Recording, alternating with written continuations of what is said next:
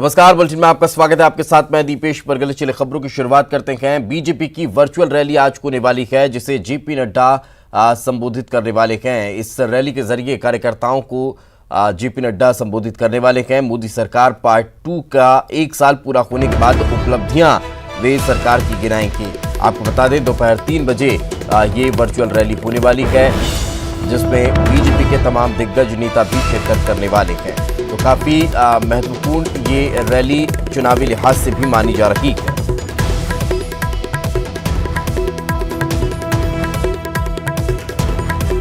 तो आपको बता दें कि बीजेपी के राष्ट्रीय अध्यक्ष जेपी नड्डा आज वर्चुअल रैली के जरिए कार्यकर्ताओं को संबोधित करने वाले हैं और मध्य प्रदेश में होने वाले उपचुनाव के लिहाज से यह रैली बेहद महत्वपूर्ण मानी जा रही है। इस रैली के जरिए सरकार के 1 साल के कामकाज को कार्यकर्ताओं के माध्यम से जनता तक पहुंचाने का काम किया जाएगा। यूट्यूब, फेसबुक का और सोशल मीडिया पर इस रैली को लाइव प्रसारित भी किया जा रहा है। तो आपको बता दें, दोपहर 3 बजे जेपी नड्डा इस वर्चुअल रैली के जरिए कार्यकर्ताओं को संबोधित करने वाले हैं।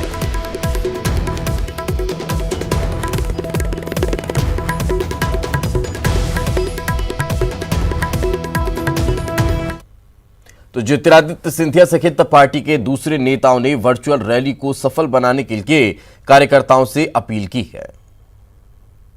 कार्यकर्ताओं, भाई और बहनों, सादर नमस्कार। जैसे कि आप सब जानते ही हैं कि आदरणीय प्रधानमंत्री नरेंद्र मोदी जी की सरकार का 1 वर्ष पूर्ण होने का अवसर पर भारतीय जनता पार्टी द्वारा पूरे देश में बड़ी बड़ी वर्चुअल रैली का आयोजन किया जा रहा है। इसी क्रम में 25 जून को दोपहर 3 बजे मध्य प्रदेश की वर्चुअल रैली को राष्ट्रीय अध्यक्ष आदरणीय श्री जेपी नड्डा जी संबोधित करेंगे। इस रैली को बीजेपी फॉर एमपी के फेसबुक पेज और यूट्यूब पर लाइव चलाया जाएगा। आप सभी अपने अपने फेसबुक पर इस रैली को शेयर करें और इस रैली में शामिल हों। आइए हम सब बड़ी संख्या में जुड़कर इसे सफल बनाएं। तो लगातार अपील बीजेपी के नेता इस रैली को सफल बनाने की कर रहे हैं। तो आपको बता दें, आज महत्वपूर्ण रैली होने वाली है और बीजेपी के राष्ट्रीय अध्यक्ष जेपी नड्डा इस रैली को संबोधित करने वाले हैं। चुनावी लिहाज से यह रैली बेहद महत्वपूर्ण मानी जा रही है, क्योंकि 24 सीटों पर होने वाले उपचुनाव वक्त में इस रैली का प्रभाव भी पड़ेगा। और इस रैली के जरिए जब कार्यकर्ताओं को पार्टी के राष्ट्रीय अध्यक्ष के द्वारा संबोधित किया जाएगा, तो फिर पार्टी कार्यकर्ताओं का मनोबल और बढ़ता नजर आएगा। आगे बढ़ते हैं। आज हैदराबाद सीएम शिवराज सिंह चौहान जाने वाले हैं। आज शाम परिवार के साथ सीएम हैदराबाद जाएंगे। 25 जून को हैदराबाद में वे रात्रि विश्राम करेंगे और 26 जून को तिरुपति बालाजी के दर्शन करने के लिए वो पहुंचने वाले हैं। 27 की रात को वो वापस भोपाल लौटेंगे। बड़ी खबर इस वक्त हम आपको बता रहे हैं। मुख्यमंत्री शिवराज सिंह चौहान आज परिवार के साथ हैदराबाद जाने वाले हैं। हैदराबाद में रात्रि विश्राम करने के बाद अगले दिन सुबह तिरुपति जाएंगे और तिरुपति बालाजी के दर्शन करेंगे। 27 की रात को वापस वे भोपाल लौटेंगे। तो हमारे सहयोगी अनुराग हमारे साथ लगातार बने हुए हैं। अनुराग, किस तरह का ये पूरा दौरा रहने वाला है?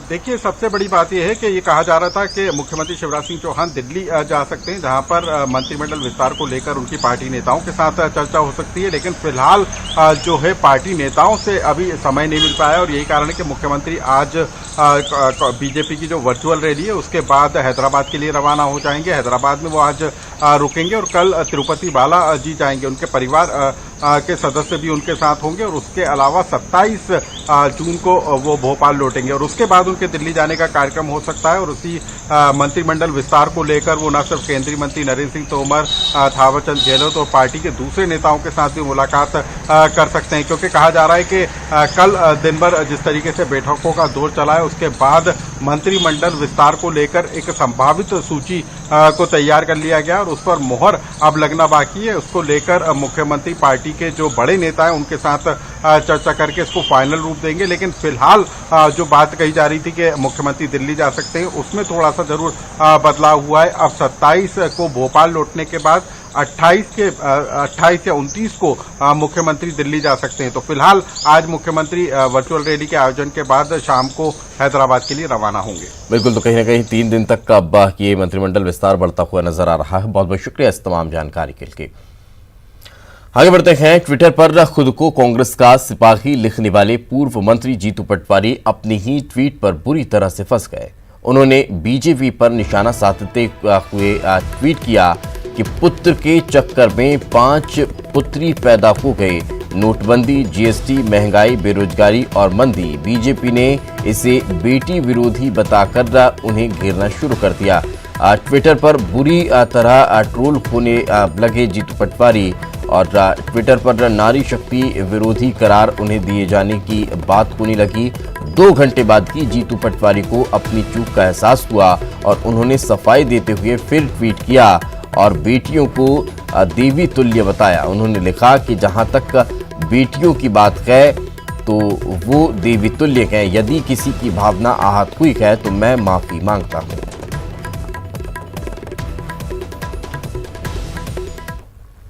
और चलिए अब आपको 2 अलग अलग तस्वीरें दिखाते हैं। जीतू पटवारी के दोनों ट्वीट आप इस वक्त अपने टेलीविजन स्क्रीन पर देख सकते हैं।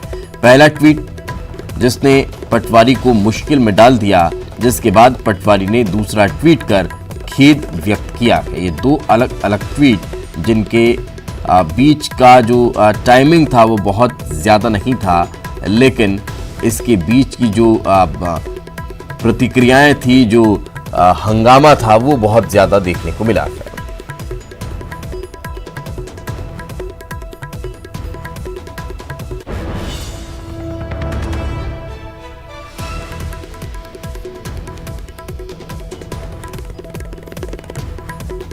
तो ट्वीट पर हंगामे के बाद जीतू पटवारी को माफी मांगनी पड़ी।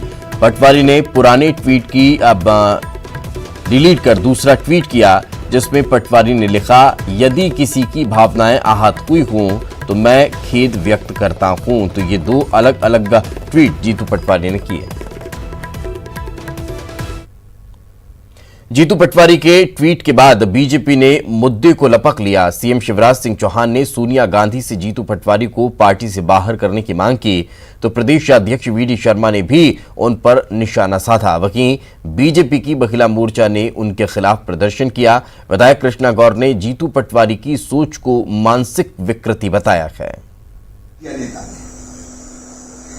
कांग्रेस की विकृत मानसिकता को अपने ट्वीट में प्रदर्शित किया है।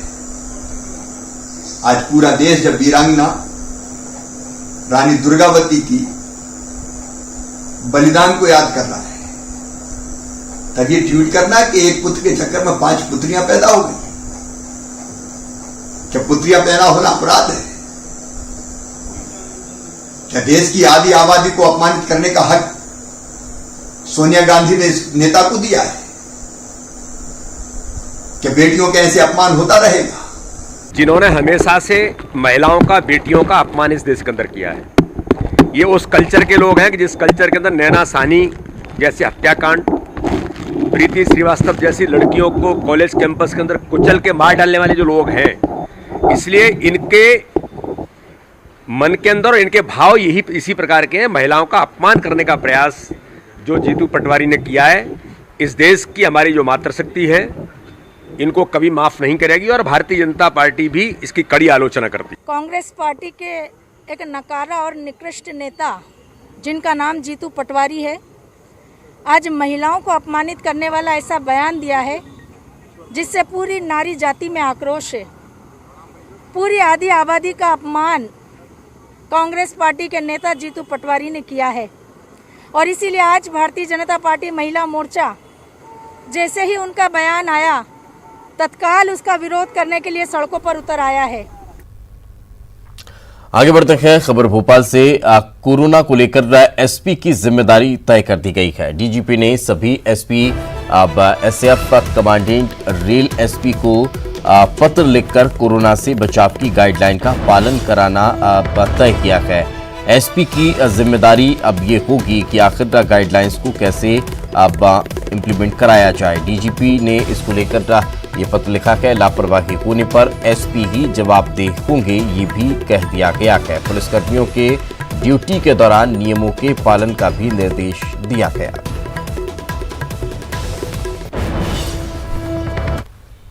प्रदेश में जल्द मंत्रिमंडल विस्तार हो सकता है। कैबिनेट विस्तार पर मंथन के लिए कल बैठकों का दौर चलता रहा। सीएम शिवराज सिंह चौहान, प्रदेशाध्यक्ष वीडी शर्मा, सुहास भगत के बीच लंबी चर्चा हुई। सीएम शिवराज और प्रदेशाध्यक्ष ने जल्द कैबिनेट विस्तार के संकेत दिए हैं।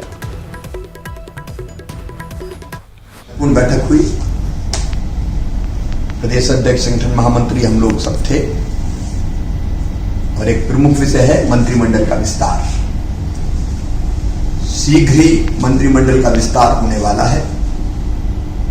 विस्तार के सब पहलुओं पर हमने विस्तृत चर्चा की है। दिल्ली में चर्चा होनी है और उसके बाद बहुत जल्दी मंत्रिमंडल का गठन होगा। उसके सभी पहलुओं पर हम लोगों ने चर्चा की है, दिल्ली चर्चा करेंगे। और जहाँ तक मंत्रिमंडल का विषय है, मंत्रिमंडल की तैयारी माननीय मुख्यमंत्री जी की पूरी है और मुझे ऐसा लगता है कि जल्दी ही मंत्रिमंडल का विस्तार होगा।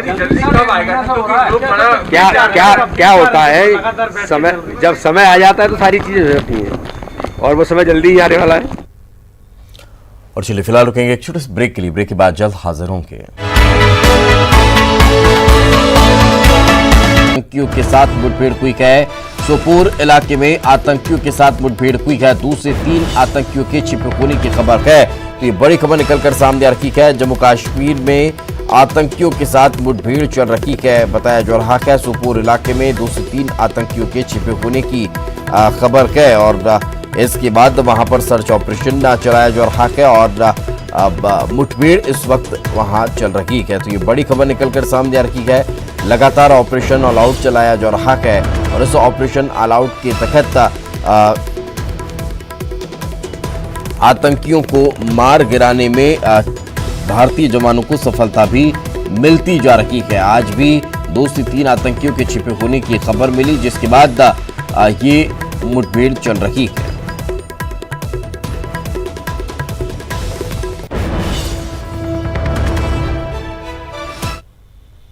चलिए आगे बढ़ते हैं। रायपुर के 50,000 लोगों को आज भी पानी नहीं मिलने वाला है। दरअसल गुड़ियारी इलाके में पानी की सप्लाई बाधित रहने वाली है। इस इलाके में पानी सप्लाई की पाइपलाइन डैमेज होने की वजह से सप्लाई नहीं हो रहा है। आपको बता दें कि रिपेयरिंग का काम चल रहा है। 2 दिनों तक रिपेयरिंग का काम चलने वाला है, जिसकी वजह से कई वार्ड के करीब 50,000 लोग प्रभावित हो रहे हैं।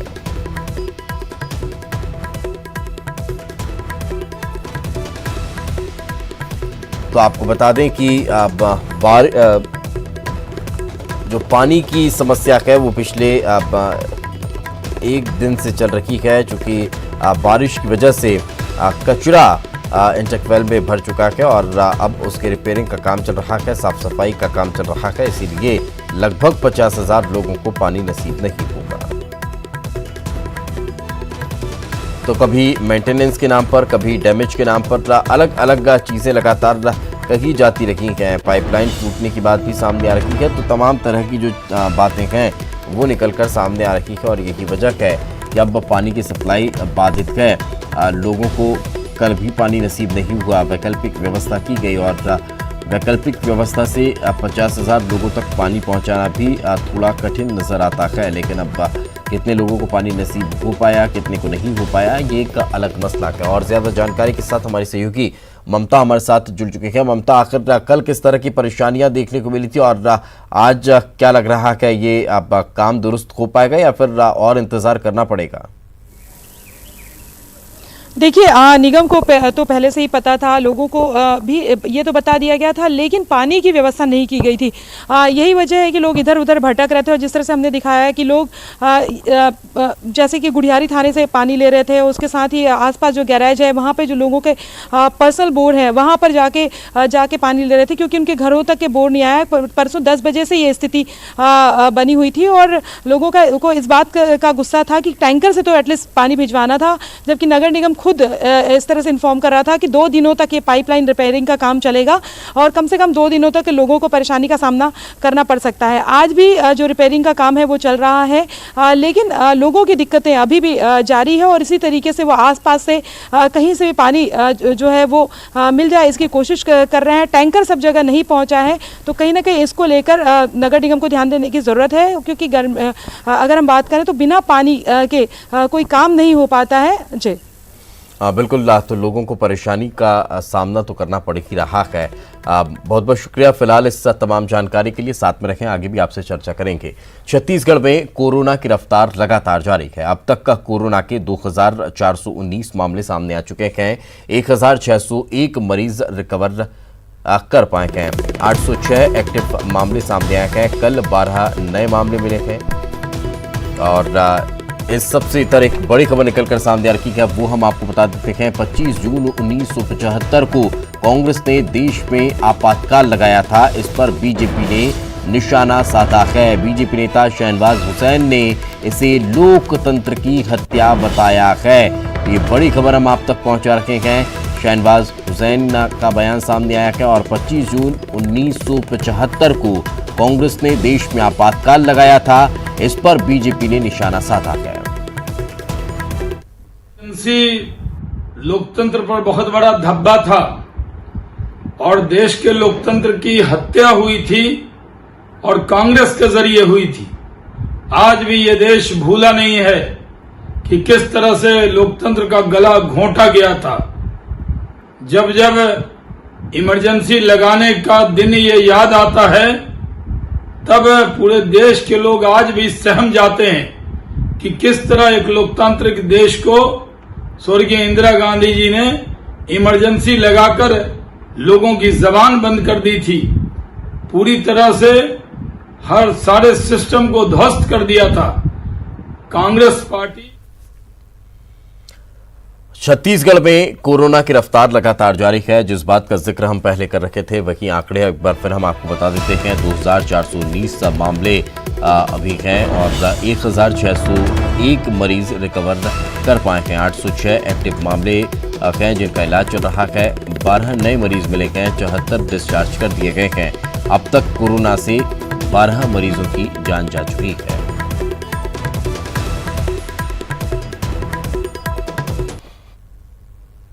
प्रदेश में 2 दिनों तक हुई बारिश की वजह से पूरा प्रदेश तरबतर हो चुका है। प्रदेश के 28 स्थानों पर अति भारी बारिश दर्ज की गई है। सबसे ज्यादा बागबहार में 204 mm बारिश दर्ज की गई है। राजधानी सहित प्रदेश के अधिकांश जिलों में झमाझम बारिश हुई है। तेज बारिश से प्रदेश पूरी तरह से तरबतर है। सबसे ज्यादा महासमुंद के बागबहार में बारिश दर्ज की गई है। वहीं दुर्ग, बेमेतरा, रायपुर, बलौदाबाजार और महासमुंद में अच्छी बारिश हुई है। मौसम विभाग की माने तो अब बारिश से कुछ दिन राहत मिलेगी। में अनेक स्थानों पर कुछ स्थानों पर भारी बारिश दर्ज किए गए, जिसमें कि रायपुर है, महासमुंद है, दुर्ग है, एक दो स्थान राजनांदगांव के हैं। इधर यदि देखें तो कुछ भाग है बालोद में भी है। सबसे अधिक बारिश है वो महासमुंद के बागबाहरा में 204.7 मिलीमीटर। तो और ज्यादा जानकारी के साथ हमारे सहयोगी ममता हमारे साथ बनी हुई है। ममता, क्या ताज़ा जानकारी मौसम को लेकर, किस तरह का मौसम फिलहाल देखने को मिलने वाला है? देखिए, अभी अगर हम बात करें तो बारिश से राहत मिली है और राजधानी रायपुर में भी अगर हम बात करें तो तेज़ धूप आप देख सकते हैं। प्रदेश के कई हिस्सों में बारिश से राहत मिली है। हालांकि जिस तरीके से लगातार जून के महीनों में ही बारिश हुई है, वो जो बारिश है वो किसानों के लिए खासतौर पे मुश्किल का सबब हो गई है। पिछले बार अगर हम बात करें तो मानसून में बारिश ही नहीं हुई थी, तो लोगों को काफ़ी जो किसान है वो काफ़ी परेशान हुए थे। लेकिन इस बार इतनी ज़्यादा बारिश हुई है कि जुताई नहीं कर सकते, उस जुताई की शुरुआत नहीं कर पा रहे हैं, वो काफ़ी दिक्कत हो रही। तो हालांकि अभी अगर हम बात करें तो छत्तीसगढ़ के ज़्यादातर इलाकों में अगले 24 घंटों तक की बारिश से राहत रहेगी। कल अगर हम बात करें तो कई इलाकों में काफ़ी अच्छी बारिश हुई है, लेकिन आज अगर हम बात करें तो थोड़ी राजधानी रायपुर समेत कई ऐसे इलाके हैं जहां पर राहत है। जी बिल्कुल, तो मौसम विभाग ने भी यही अब अलर्ट के तौर पर स्पष्ट किया है कि बारिश जो है वो पहले अभी अच्छी हो चुकी है और अभी फिलहाल थोड़ी सी राहत रहने वाली है, लेकिन उसके बाद फिर से मौसम एक्टिव नजर आएगा। बहुत बहुत शुक्रिया ममता इस तमाम जानकारी के लिए। आगे बढ़ते हैं। प्रदेश सरकार ने रायपुर को बड़ी सौगात दी है। शहर के कचरे के निपटारे के लिए सॉलिड वेस्ट मैनेजमेंट प्लांट का उद्घाटन किया गया है। सीएम भूपेश बघेल ने प्लांट का लोकार्पण किया है। इस प्लांट में रोजाना 500 टन कचरे का निपटारा किया जाएगा। इस प्लांट को रायपुर और दिल्ली MSW लिमिटेड ने मिलकर तैयार किया है। 197 करोड़ की ये परियोजना है। इस संयंत्र में कचरे से खाद बनेगी तथा सीमेंट कारखानों के लिए ईंधन भी मिल सकेगा। इस संयंत्र में 6 मेगावाट बिजली उत्पादन भी प्रस्तावित है। रायपुर नगर निगम क्षेत्र के अंतर्गत आज प्रदेश के सबसे बड़े ठोस अपशिष्ट प्रबंध संयंत्र का आज प्रदेश की जनता को समर्पित किया जा रहा है। 500 टन प्रतिदिन की क्षमता वाली इस संयंत्र का लोकार्पण के पश्चात छत्तीसगढ़ भारत का ऐसा पहला राज्य बन जाएगा जहां पर उपसर्जित कचरे का 100% निपटान वैज्ञानिक रीति से किया जाएगा। रायपुर एवं बिलासपुर में एकीकृत ठोस अपशिष्ट प्रबंधन प्रणाली से एवं शेष नगरीय निकाय में मिशन क्लीन सिटी तथा स्वच्छता दीदियों के माध्यम से प्रतिदिन 1600 टन कचरे का निपटान किया जाता है। हमारी सरकार स्वच्छ छत्तीसगढ़ की परिकल्पना को पूर्ण करते हुए सभी शहरों में कचरे के वैज्ञानिक निपटान के लिए प्रतिबद्ध है। कोरोना में गांव के साथ शहरों में नागरिकों, जनप्रतिनिधियों, कर्मचारियों ने अपने कर्तव्य का बखूबी निर्वहन किया है। केंद्र सरकार की योजना को लागू करने को लेकर पूर्व मुख्यमंत्री रमन सिंह ने सीएम भूपेश बघेल को पत्र लिखा है। 5 जून को केंद्र सरकार ने किसान सशक्तिकरण और सुरक्षा खेत पत्र समझौता योजना लागू की, जिसे छत्तीसगढ़ में भी लागू करने के लिए रमन सिंह ने सीएम भूपेश बघेल को पत्र लिखा। अन्नदाताओं के लिए एक विशेष योजना बना के एक देश एक कानून अन्नदाताओं के लिए बनाया। अब हमारा किसान अपने अन्न को, अपने जीन्स को पूरे देश में कहीं भी बेच सकता है और उसको खरीदने के लिए पैन कार्ड धारी किसी भी व्यापारी को बेच सकता है। अब मंडी की सीमा उस मंडी के अंदर ना होके पूरे देश के अंदर हो गई है और ये अध्यादेश लाने के लिए जो 5 जून 2020 को लाया, मैंने ये पत्र माननीय मुख्यमंत्री जी को लिखा है, भूपेश जी को, कि इसके अनुपालन में छत्तीसगढ़ में भी इसका तत्काल क्रियान्वयन करें ताकि किसान अपने फसल, अपने उत्पादन को सही तरीके से छत्तीसगढ़ और छत्तीसगढ़ के बाहर बेच सकें, उन्हें सहूलियत हो। इसलिए मैंने एक पत्र लिखा है। मुझे उम्मीद है कि उसका शीघ्र क्रियान्वयन होगा। और इस बीच मध्य प्रदेश से एक बड़ी खबर निकलकर सामने आ रही है। खबर इंदौर से है। क्राइम ब्रांच आज महेंद्र सोनी को लेकर आएगी। फरार माफिया जीतू सोनी का भाई है महेंद्र सोनी, गुजरात के राजकोट में कल शाम गिरफ्तार किया गया। अपने रिश्तेदारों के यहां छिपा हुआ था महेंद्र सोनी। धोखाधड़ी, मानव तस्करी समेत कई गंभीर मामले का वांछित है महेंद्र, जिसकी गिरफ्तारी के बाद आज उसे लाया जाएगा।